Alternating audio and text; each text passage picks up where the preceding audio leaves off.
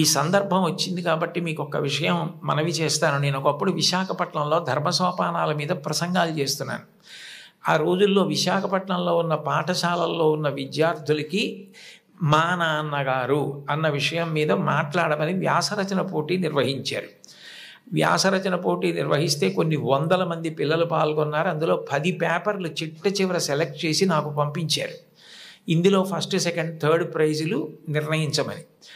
నేను పేర్లు చూస్తే ఒకవేళ నాకు ఏదైనా పక్షపాతం కలుగుతుందేమో, సుశీల అని కనపడింది అనుకోండి, తెల్లవారుజామునే మా అమ్మ గుర్తొచ్చి ఒక మార్క్ ఎక్కువ వేస్తానేమో అని నేను పేర్లు చూడకుండా పేపర్లు దిద్ది మార్కులు వేసేసి తర్వాత పేర్లు చూశాను.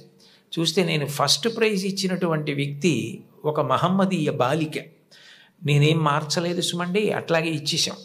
అప్పుడు ఆ బహుమతులు ఇస్తున్న సభకి అప్పుడు తిరుమల తిరుపతి దేవస్థానాలకి కార్యనిర్వహణాధికారి మాన్యులు శ్రీ ఎల్వి సుబ్రహ్మణ్యం గారు, ఆయన ముఖ్య అతిథిగా వచ్చారు. ఆయన ప్రైజ్ ఇస్తూ ఈ పిల్ల ఏం రాసింది మైక్లో చదివి వినిపించమనండి అన్నారు. అంటే ఆ పాప పేపర్ చదివింది. అందులో ఆమె ఏం రాసిందంటే, వాళ్ళ అమ్మగారు టీచరు, వాళ్ళ నాన్నగారు కూడా ఏదో ఉద్యోగం, ఆయనకి బ్లడ్ క్యాన్సర్ వచ్చింది, చూసుకోలేదు, ముదిరిపోయింది, 3 నెలల్లో చనిపోతారని చెప్పారు.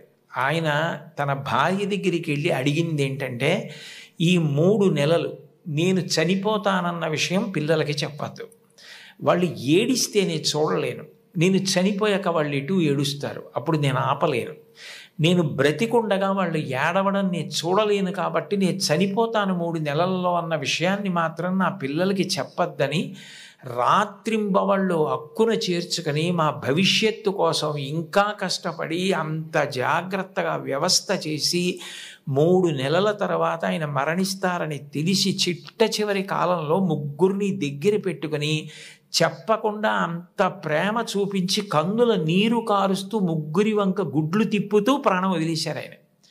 తండ్రి అంటే అది. అంతటి త్యాగశీలి మా నాన్న. ఇది నాకు తెలిసున్న తండ్రి. ఇంతకన్నా తండ్రి గురించి చెప్పడం నాకు రాదని రాసింది ఆ అమ్మాయి. ఆ అమ్మాయికి ఫస్ట్ ప్రైజ్ ఇచ్చాం. తండ్రి అంటే అంత గొప్పవాడు. మీకోసం ఏ త్యాగం చేయడానికైనా సిద్ధంగా ఉంటాడు.